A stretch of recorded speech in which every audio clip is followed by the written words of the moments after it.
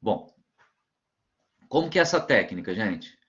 Quando eu tenho o binário, dá um exemplo aqui, ó. 1, 0, 1, 0. As casas, né, elas representam, tem uma representatividade diferenciada, tá? Ou seja, tem um valor diferenciado dentro da minha cadeia.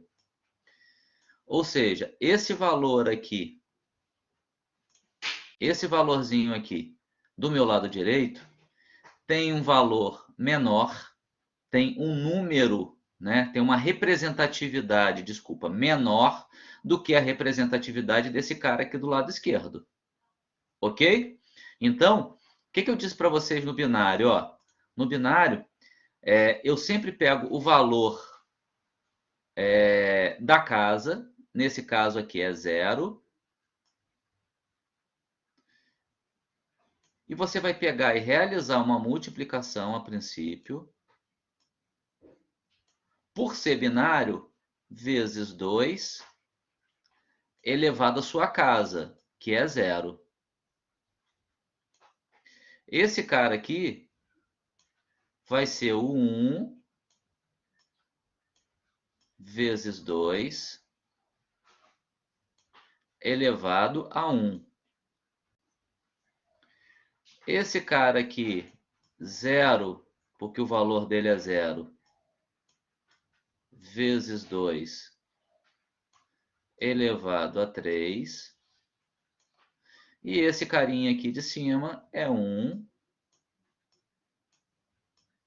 vezes 2 elevado a 4. Minto, elevado... esse aqui 2 elevado a 2, tá? Desculpa. Deixa eu apagar aqui. 2 elevado a 2. E esse cara aqui, 2 elevado a 3. Ok?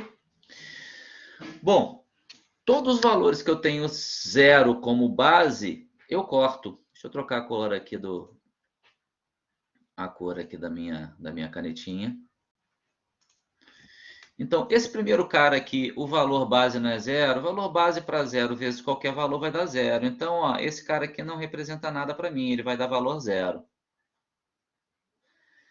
E esse cara daqui dessa casa também valor 0. Então, ele não vai representar nada para mim. Agora, esse cara aqui representa. Ó, esse cara aqui representa a minha segunda casa, porque o valor dele é 1. E a minha quarta casa também representa. Então, 2 elevado a 1 vai dar 2. Esse cara aqui, se fosse, tivesse a base 1, também teria o valor 1, né? 1 vezes 1, 2 elevado a 0 dá 1, mas para mim eu cortei, tá? Porque a base dele foi 0. Esse cara aqui valeria 4, e esse cara aqui vale 8. Então, 8, que é 1 vezes 2 elevado a 3. Então, 8 mais 2, porque eu tenho que somar cada uma dessas casas aqui, né? Essa daqui deu 0, mas ela tem que somar com essa tem que somar com essa, e essa tem que somar com essa. Soma, soma e soma. No total, eu vou ter como resultado o valor 10, que é igual ao valor 2 da segunda casa do lado direito para o lado esquerdo e o valor 8 da quarta casa do lado direito para o lado esquerdo. Beleza até aí?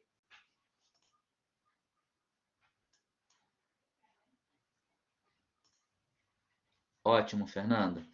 Agora vamos partir para a base 8, tá? Se a gente entendeu na base binária, né? Com o número binário a conversão, a gente vai entender com a base 8. Vou lá, vou apagar aqui. esses caras.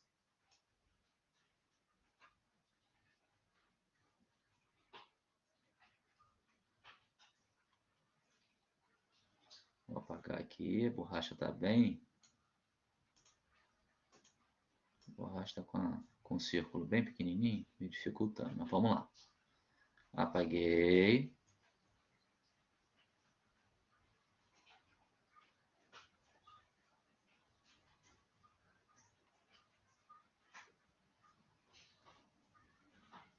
Beleza. Para a base octal, eu sei que os valores, né, os números válidos na base octal é de 0 a 7. Vou simular aqui alguns valores para vocês, tá? Vou simular aqui que eu tenho o número 1,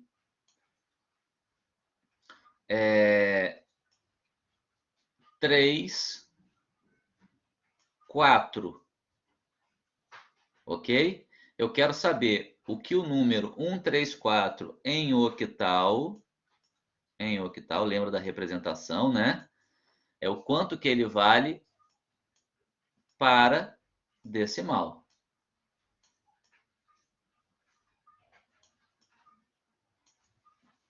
Bom, eu sei que esse valor aqui, da mesma forma, tá, gente? Da minha direita para a minha esquerda, o quarto ele vai ter uma valorização maior do que o 3 e o 3 vai ter uma valorização maior do que 1. Por quê? Esse valor 4 para mim aqui, ele não representa só o 4. Ele representa o valor 4 vezes 8 elevado a 0. E aí, 4 vezes 8 elevado a 0 é igual a 4, que 8 elevado a 0 é igual a 1. Qualquer número elevado a 0 dá 1. Aqui embaixo, eu tenho 3. Olha como que ele é mais valorizado em relação aos números da direita. 3 vezes 8 elevado a 1. 3 vezes 8 elevado a 1 vai dar 24. Perfeito? 8 elevado a 1 é 8, vezes 3, 24. E esse primeiro valorzinho aqui é 1 vezes 8 elevado a 2. Né? 8 vezes 8 vai dar 64, né? Vezes 1 igual a 64. Agora é fácil para a gente, porque a gente só vai fazer um somatório como a gente tem no binário. Esse soma com esse e esse soma com esse. Então, eu tenho 64 mais 24, eu vou ter 88, mais 4, eu vou ter 92. Então, esse valor todo aqui, 134 em octal, representa o valor 88, né? 88, 92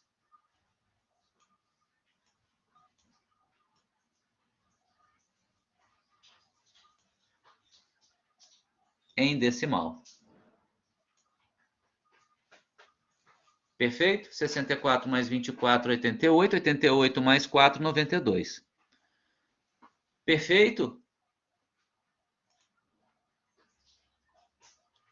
Tranquilo, né, Fernanda? Perfeito. E a mesma coisa, vai seguir a mesma regra se você for pegar o hexadecimal para poder passar para decimal. Só que toda a multiplicação vai ser em cima da base vezes 16, porque aí a estrutura hexadecimal tem a possibilidade de 16 números válidos, né? Então, ao invés do 8 aqui, ó, quando você trabalha com hexadecimal, ao invés do 8, você vai utilizar 16, tá bom? Lembrando que o hexadecimal por permitir números ainda maiores, você tem aí uma sequência de letras, como eu tenho aqui do lado direito, tá? A, B, C, D, E e F, representando os valores 10, 11, 12, 13, 14 e 15. Ok?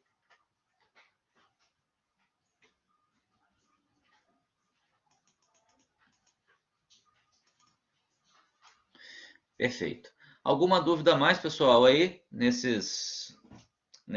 nessa aula passada? Binário para octal, beleza. Deixa eu apagar aqui novamente.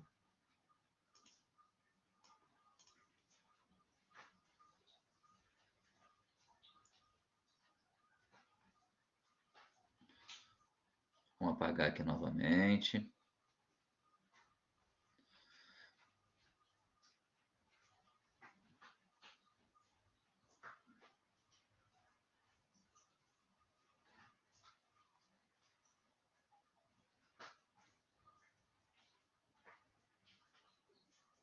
Ok. Vamos simular um valor binário aí.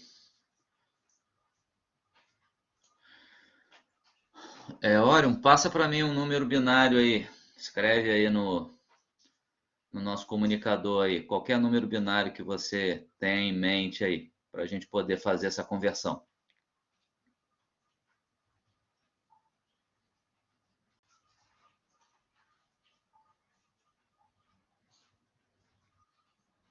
Beleza, vamos lá.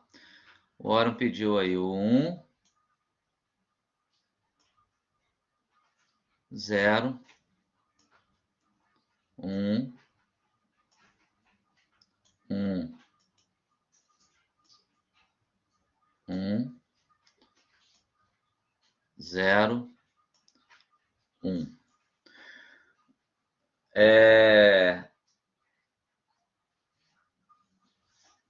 Pessoal, a passagem de binário para octal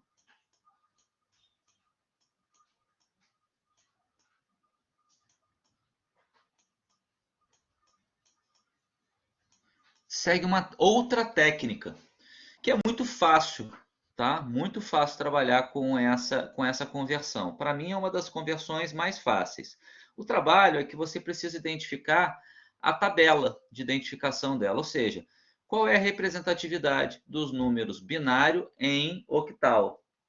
Então, a gente faz essa sequência muito parecida com essa daqui do lado direito. Vou mudar de cor aqui.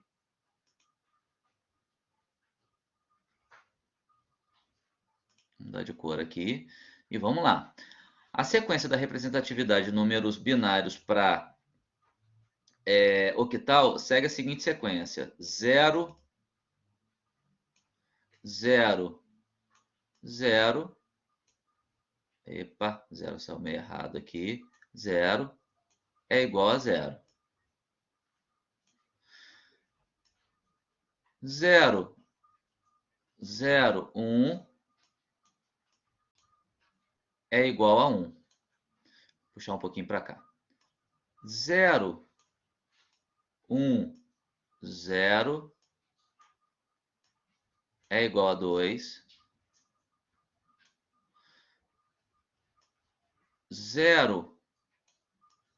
É muito ruim escrever de mouse, gente.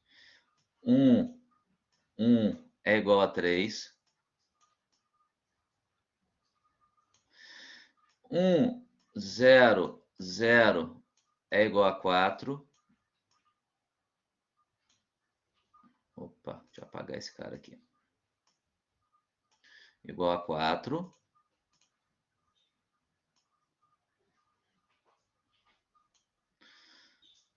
1, 0, 1 é igual a 5.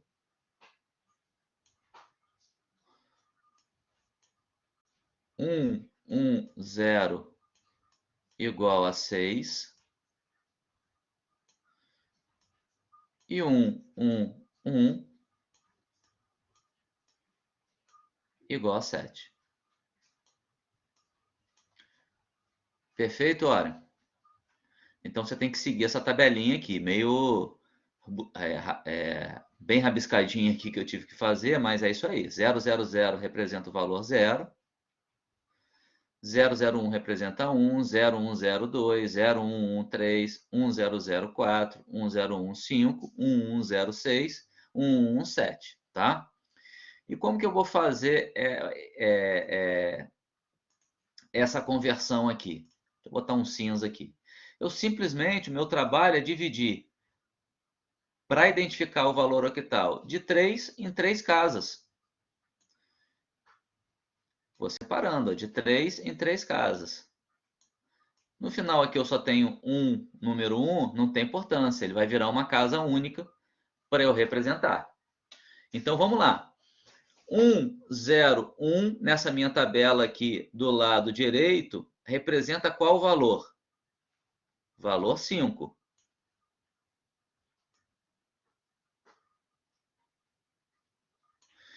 0, 1, 1 representa qual valor para mim aqui nessa tabela? Valor 3. E o 1 paradinho do lado direito aqui representa qual valor? 1.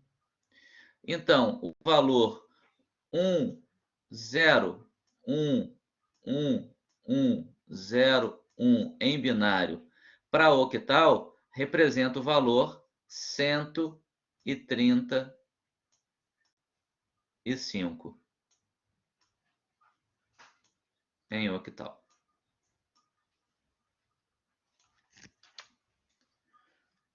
Perfeito, Aaron?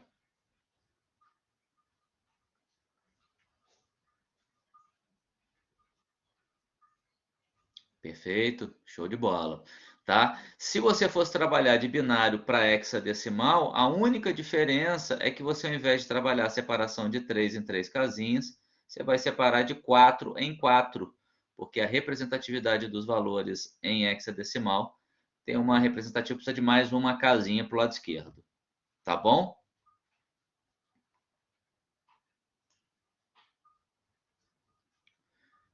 Tranquilo, minha gente? Mais alguma dúvida em relação a essas conversões?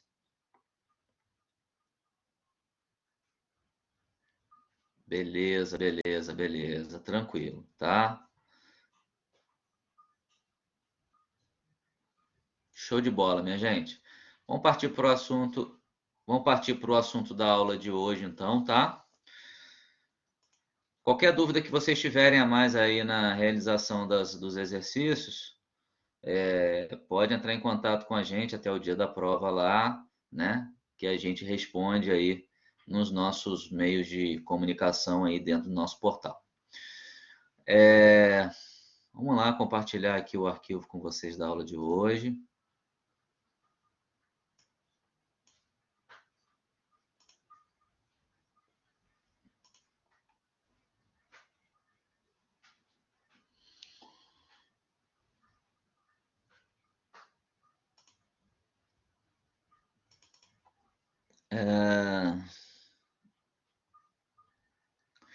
Pode fazer o quê, Ora? Não entendi essa representação sua, não.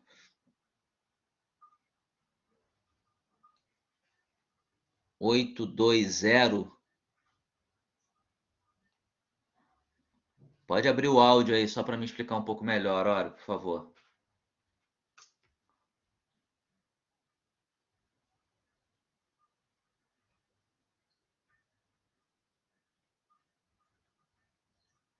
Igual a do decimal.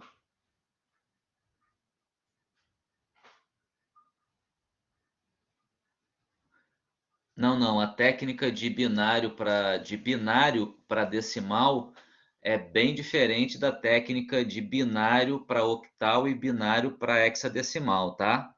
Não segue a mesma técnica, não, tá? A técnica de binário para decimal, eu venho casa a casa fazendo a conversão. Quando eu trabalho binário para octal e binário para hexadecimal, eu utilizo essa técnica aí, tá? Que é mais simples da gente encontrar os valores, tá? A técnica de binário para decimal é uma técnica específica só de binário para binário para decimal é uma técnica específica de binário para decimal. É casa a casa que a gente vai fazendo as comparações e multiplicação. Tá bom?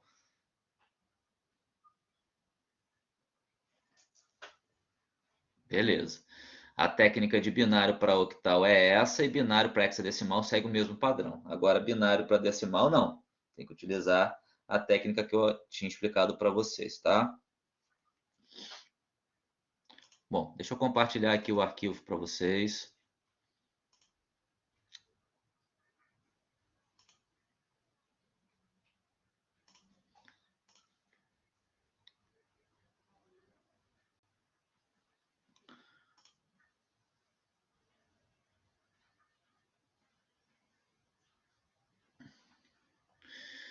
Beleza, minha gente. Vamos lá, a gente vai fazer uma abordagenzinha. Como a nossa disciplina ela aborda N segmentos, né, da tecnologia da informação, nosso intuito é esse, né? Nivelar vocês quanto às informações gerais de tecnologia da informação. Não dá para se aprofundar muito em relação aos assuntos. A gente precisa passar para vocês os conceitos para que vocês possam entender e seguir por aí à frente, tendo entendimento sobre todos os conteúdos que a gente se programou. E nesse caso aqui eu vou tentar eu resumir um conteúdo, né? Porque é muito vasto esse conteúdo aí voltado para sistemas digitais, então eu resumi, né, um suprassumo aqui desse assunto para vocês, para a gente poder abordar na aula de hoje. Bom, a gente sabe aí que o computador, né, digital, ele é uma máquina projetada para representar algarismos, né, dígitos, e assumindo apenas dois valores. Isso por quê? Porque fica muito fácil para os circuitos integrados, para os componentes do computador, utilizar a capacidade dele sensorial em relação à identificação de sinal e identificação de não sinal para poder representar os dados 0 e 1, porque toda linguagem dentro do computador é trabalhada em cima de valores binários. Bom, essa sensibilidade ela não pode ter, né, o valor binário 0 como zero total e não pode ter o valor binário 1 sendo 1 total. Por quê? Porque existem aí,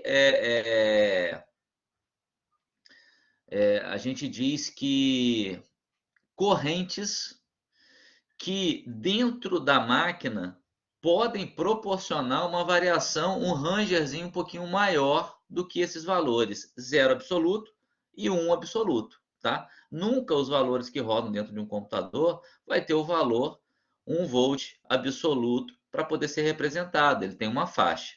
Então, com critérios de representatividade, não que a gente segue de uma forma geral, mas aqui é uma apresentação de algumas faixas, de alguns ranges de algum componente, seguem esse padrão aqui. Então, de valor 0 total, que dificilmente a gente vai ter no equipamento, até 1, a gente vai ter a representatividade dos valores 0.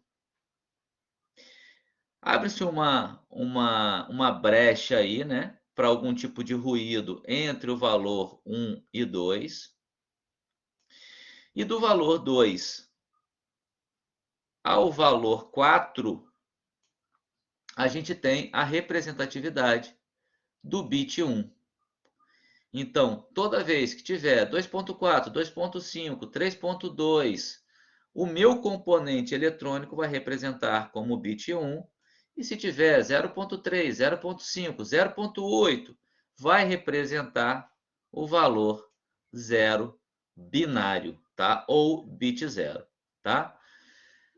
É lógico que com os componentes, com os computadores modernos, pessoal, a gente já está na casa aí dos 64, 128 bits nos equipamentos nossos, transferência de dados entre cada um dos componentes internos. Então, esse nível de sensibilidade, né, os dispositivos, circuitos integrados, eles têm que ter uma capacidade de representação para vários sinais, então o nível de complexidade aumenta um pouquinho, tá? Seguindo um pouquinho, os computadores digitais binários são construídos com circuitos eletrônicos digitais, chamados de portas lógicas ou circuitos lógicos, né? Lá nas nossas placas, nós temos vários circuitos, várias portas lógicas, por exemplo, numa placa-mãe de um computador, tá? Então, um computador digital é construído contendo várias portas lógicas, tá? Sendo distribuídos e organizados dentro daquela estrutura física. E aí existem várias funções que essas portas lógicas podem executar. Algumas portas lógicas vão armazenar simplesmente valores, outras permitirão ou não o fluxo de sinais entre os componentes, outros serão utilizados para realizar operações e comparações, tá? Então, existe uma gama de portas lógicas, cada uma para uma execução interna, tá? Dentro dos nossos computadores digitais. As operações lógicas básicas, elas são três. A função lógica AND, ou E, na nossa linguagem, que diz que uma sentença é verdadeira se e somente se todos os termos forem verdadeiros. Uma função OR, isso eu vou mostrar na tabelinha para vocês daqui a pouco, tá, gente? Uma função OR diz que uma sentença resulta em verdadeira se qualquer um dos termos for verdadeiro. E uma função NOT, ela inverte o termo. O que é verdadeiro vira falso, o que é falso vira verdadeiro. Bom, para que a gente possa ter, né, porque a gente tem funções e funções. Tem funções das mais simples que a gente vai dar uma olhada nela e já vai fazer a nossa interpretação. E existem funções mais robustas, que permitem para a gente uma análise um pouco mais refinada. Então, a gente precisa, para uma interpretação de funções um pouco mais requintadas, de uma tabela, que a gente chama aí de tabela verdade, tá? Essa tabela verdade, ela tem a função de representar para a gente todas as possíveis combinações de uma função, tá? E seus respectivos valores de saída. Como que ela é representada para a gente, essa tabela verdade, tá? Primeiro, ela precisa de valores de entrada, que vai predeterminar aí o tamanho da minha tabela. Então, se eu tenho aí 3 variáveis, eu vou ter sempre 8 possibilidades de saída ou resultados. Por quê? Porque eu sempre trabalho com valores binários e eu sei que 2 elevado a 3 ao número de variáveis, eu vou encontrar o valor 8, que é o meu número de saída. Se eu tivesse, por exemplo, 4 variáveis, eu tinha certeza que eu ia trabalhar com possibilidade de 16 saídas. Por que 8? Minto. Porque 2. Vou apagar aqui. Porque 2 elevado a 4, 2 elevado a 4 variáveis, vai dar o valor 16. Ou seja, para 4 variáveis, eu tenho 16 possibilidades de saída, tá? Essas minhas entradas, elas vão seguir um padrão de representatividade, de valores, para que nenhum dessas minhas linhas se repitam. Então, eu sigo sempre o valor da minha esquerda para a direita, utilizando os 4 primeiros valores em valor 0 e os 4 últimos valores em valores 1. Se eu tiver, por exemplo, 16 variáveis, eu vou utilizar 8 valores primeiros em 0 e 8 valores finais em 1. Depois eu vou quebrar na minha segunda coluna, que é a segunda variável, a metade dos meus valores zeros vão ser 0, no caso aqui eu tenho duas linhas em 0 e duas linhas em 1. E na outra sequência, duas linhas em 0 e duas linhas em 1. E por final, na minha terceira coluna, eu vou alternar uma linha 0, uma linha 1, uma linha 0, uma linha 1. Ou seja, as colunas nunca vão ter a mesma representatividade. Isso para proporcionar as várias combinações que eu preciso para entender as minhas saídas. Ok? E a minha saída? Pois não, Wesley? Então, professor, para poder então achar o resultado da saída, primeiro você vê o resultado de A e B, para depois ver, juntar esse resultado de A e B com C, para depois ver o resultado da saída? Aqui ó, nessa minha. Para eu encontrar a saída, geralmente, eu tenho uma função, né?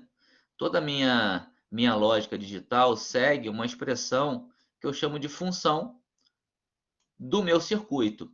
Então, por exemplo, eu vou ter uma função aqui que ela pode ser A mais B mais C, ok? E aí a minha Uhum. saída vai ser a representatividade das possibilidades das somas de A, B e C. Ou eu posso ter, por exemplo, complicando um pouquinho essa função, é, um AND aqui, e mais A vezes B, fecha parênteses, mais C. Ou seja, eu não sei qual é a minha função de saída. Eu vou ter que interpretar essa função de saída de acordo com as minhas variáveis de entrada para encontrar essa saída, tá? Sempre como resultado de uma função que basicamente vai ser a representatividade de um circuito eletrônico, tá? Então, sempre a combinação dos valores aqui, ó, né, substituindo os valores de A, o A em determinado momento vai ser 0, mas em outro momento vai ser 1. Então, em cada linha dessa, o valor de A vai ser diferenciado, o valor de B vai ser diferenciado, o valor de C vai ser diferenciado. E eu vou ter que encontrar o valor de saída para essa função específica, Sim, tá? isso eu entendi. Mas aí tá, para poder encontrar essa função, essa saída aí, vou Aham. dar o primeiro exemplo que o senhor deu de A mais B mais C.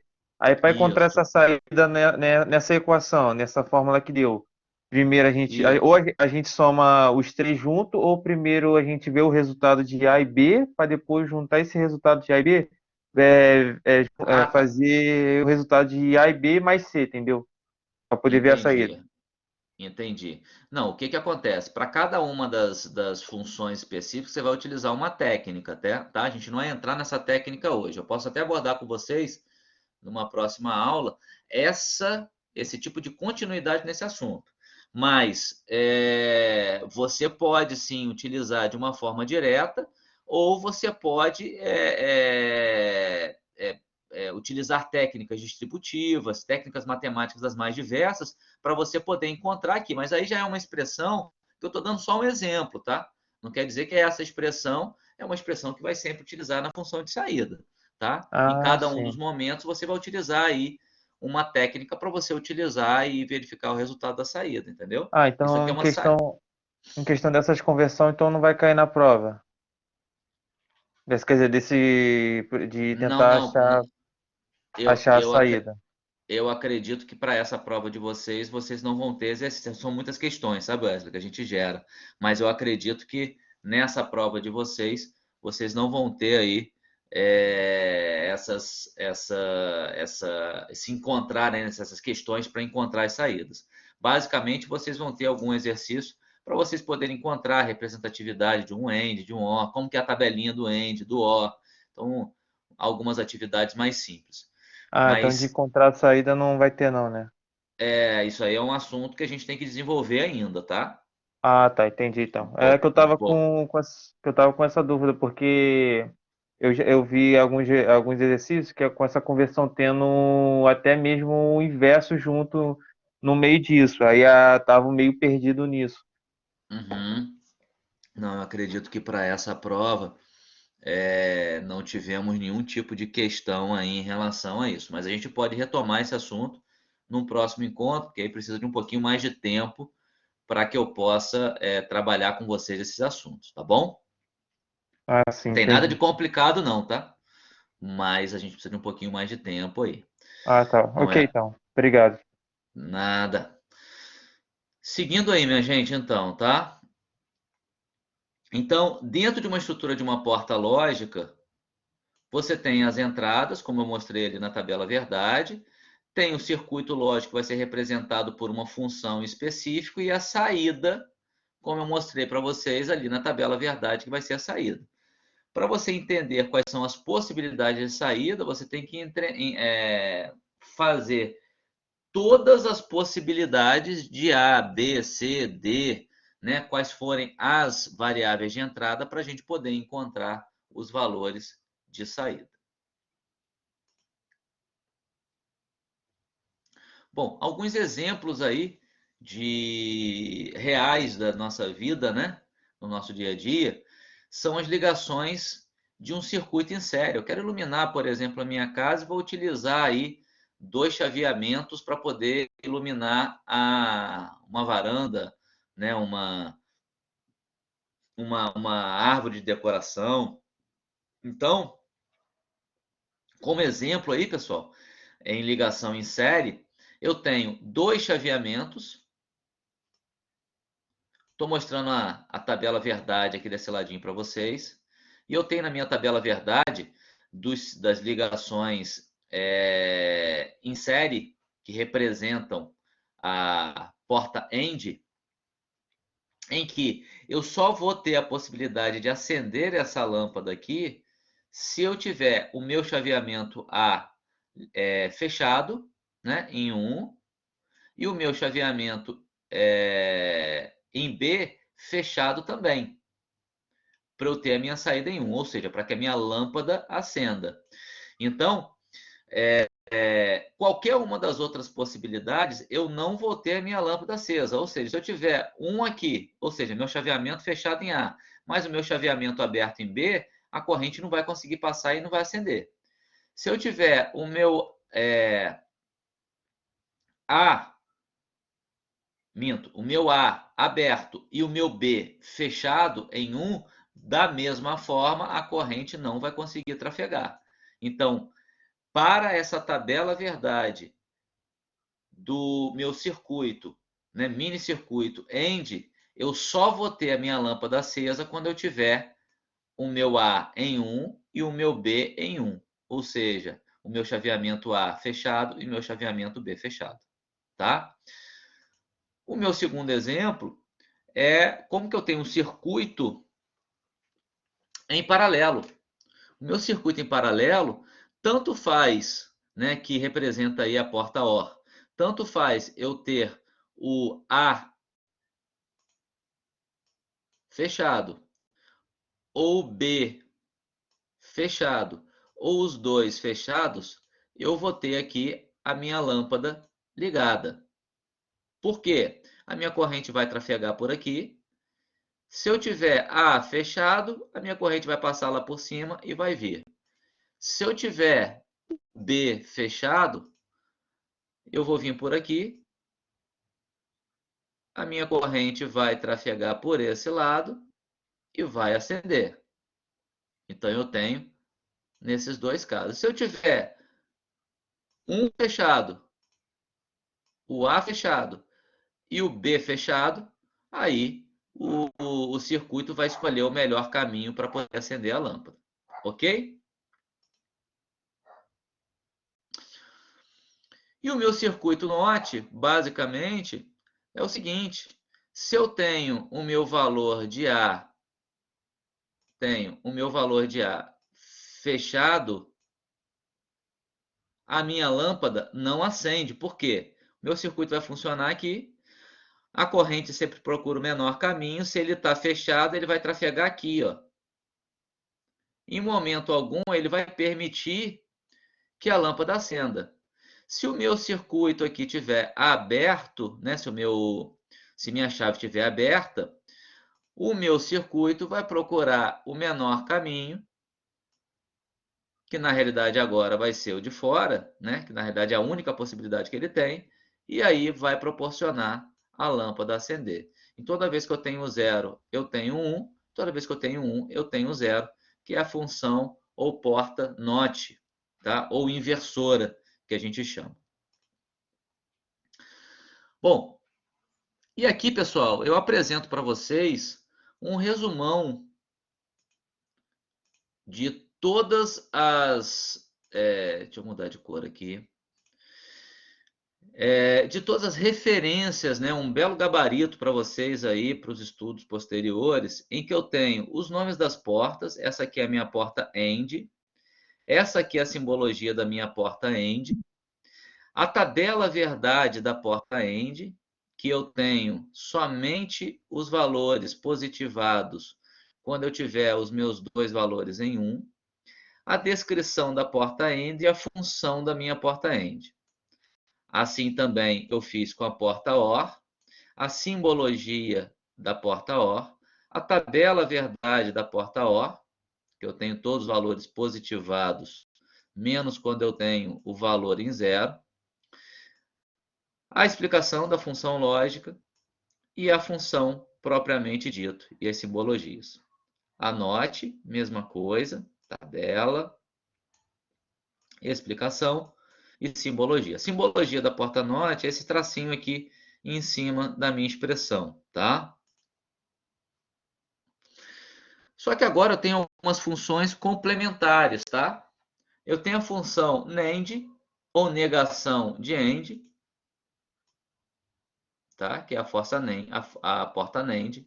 Tem a simbologia do AND, porém essa bolinha aqui na minha saída é a simbologia, é o símbolo usual. A tabela verdade, que é uma inversão da porta AND. Lembra que no item anterior, que eu mostrei para vocês a porta AND, eu tinha o valor 1 simplesmente com 1 em 1, aqui embaixo, ó, tinha o valor 1 aqui embaixo. Então, a minha porta NAND é a inversão da porta AND, ou seja, eu vou ter todos os valores em 1 menos o valor 1. É uma inversão da porta AND. E a simbologia, né, expressão representativa dela. A porta NOR, que é de simbologia, é similar à OR, também com esse círculozinho na saída, representado pela tabela verdade, que é uma inversão da porta OR, né? Que eu só tinha o valor 0 em 0 em 0, lembram? Agora eu tenho uma inversão. Eu tenho todos os valores, né, todas as possíveis combinações, 0, 1, 1 e 0, 1 e 1 como 0, e somente o valor positivado com 1 e 1. A explicação dela, como que ela trabalha, e a expressão. E as minhas duas últimas portas, muito importantes também, a SHOR, tá? Que representa a... que assume, teoricamente, os valores 1, quando eu tenho diferenciação dos meus valores em entrada, ou seja, quando meus valores de entrada são diversos, eu tenho a minha saída em 1. E a minha porta XNOR, que é a inversão da minha porta SHOR, que eu tenho os valores em 1, quando eu tenho os valores de A e B similares. Similares não, né? Iguais. Eu tenho a minha saída em 1. A explicação da minha função lógica e a minha expressão, tá? A simbologia da minha porta SHOR é o sinalzinho de mais com um círculo em volta, tá aqui, ó. E a minha simbologia da porta XNOR é o sinal de multiplicação, xzinho, né? Com um círculo em volta. Ok, meus amigos? Aí é um apanhado, tá, desse assunto